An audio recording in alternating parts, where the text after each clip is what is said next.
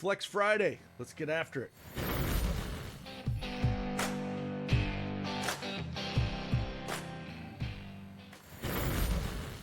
Hey, what's going on, everybody? It's Craig Bennett, aka Cash Cake, back with another NBA PrizePicks video. If you don't have that PrizePicks account, use that promo code CashCake and get that 100% instant deposit match up to $100. A link is in the description below. Yesterday, man, swept the early first half plays, 3-0 on those. The full game, it took overtime. I did not think Indy was going to take Boston to overtime, but it took overtime for Buddy Hield to get there. Just got there, 2 at 29 fantasy points, so went over. We lost that one. And then the Golden State Warriors just looked awful. Blowout, so we didn't get any fourth quarter run. So Poole took us down both in the challenge and that play. LeBron hit his over. So 4-2 overall. Not a horrible day, but it would have been nice to get the full sweep on the first day back. But hey, Flex Friday, got 3 plays for you here. I know some people say they like the first half plays. Today, I'm just going to give you 1 first half play, 2 regular plays. But going forward, I think I'll try to do a video just on first half plays for those folks and then those full game as well. So with that, we'll just dive right in and talk about the plays.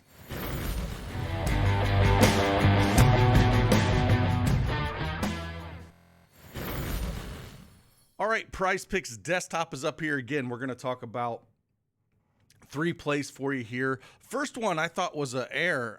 I didn't understand this. I've never seen it before. And it is, they just pulled it off. Oh, that sucks.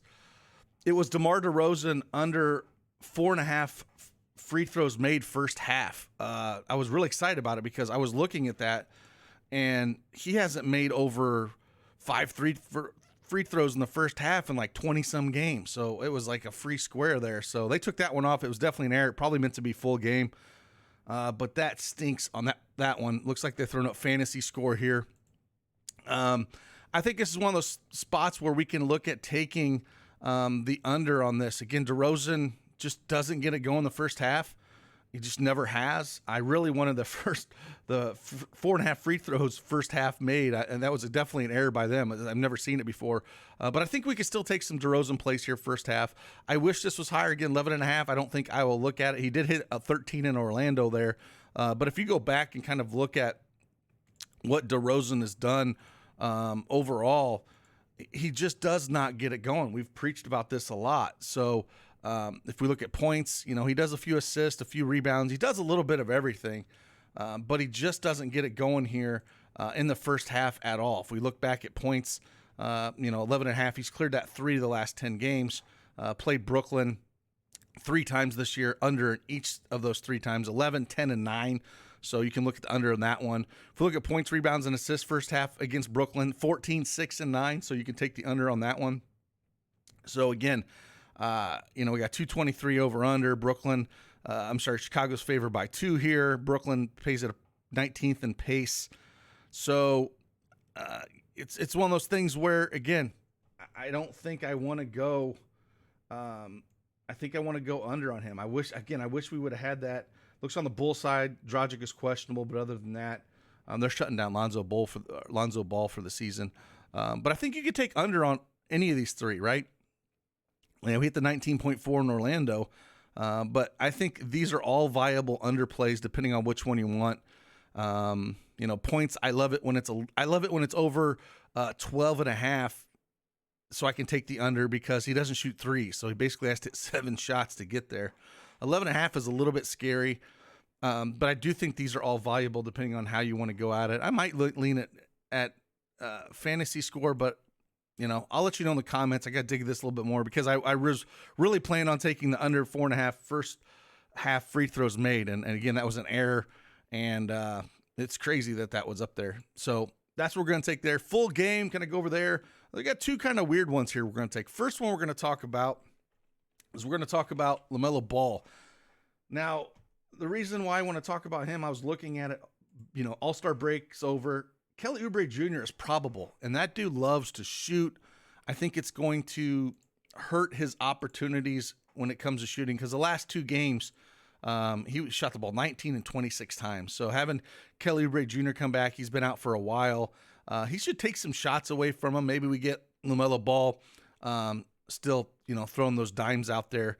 So I don't mind if you want to take over on the assist for LaMelo Ball, but I do like the under on points. And it's juiced under too, at minus 135 on the under points here. So I'd take less than 24.5 points for him.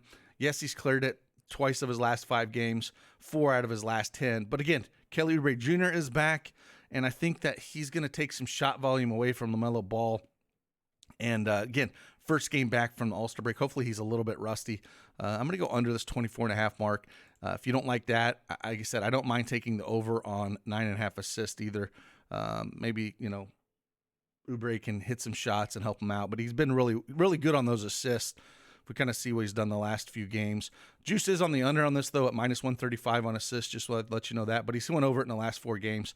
I'm going to stick to the under 24.5 points for LaMelo Ball.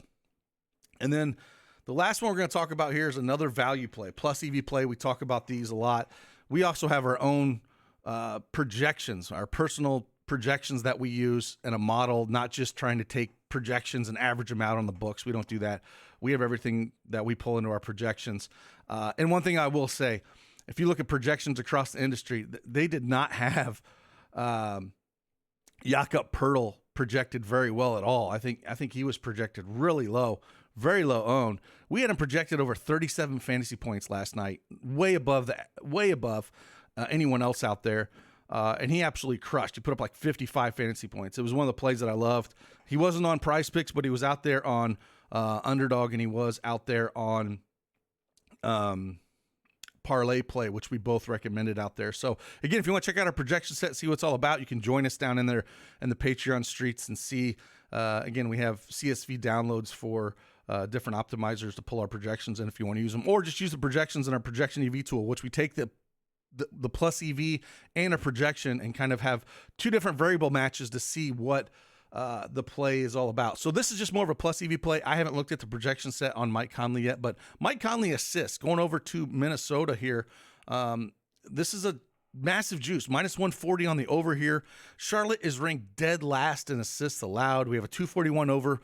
Minnesota's favored by 6 here. Has been playing pretty good minutes the last 2 games, 33 and 34. Again, he's not going to be a guy that's going to look for a shot a ton at all, but he's going to get these other guys involved. He's cleared this number at 6.5. He's cleared this number in 7 of his last 10 games. Again, juice is massively on the over at minus 140. This is a plus EV play. If we kind of look and see, let me pull up real quick and kind of see what projection set we have on Mike Conley real quick, and then I can kind of tell you where we're sitting at with him. So Mike Conley, we have him at 9 assists. So, 9 assists. We're sitting at 6.5. We have a 9.1 assist projection up for Mike Conley. So I do like this more than 6.5 assists.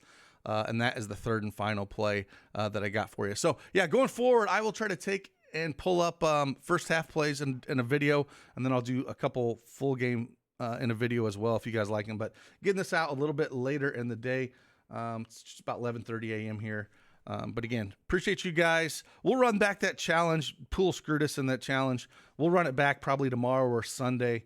We'll throw out a couple more plays and start running that challenge back. I'm not going to run it back the day after we missed on the blowout there with Pool, even though LeBron got there for us. So, again, if you don't have that account over at PrizePicks, use that promo code CashKid and get the 100% deposit match up to $100. And like always, see you guys on the flip side.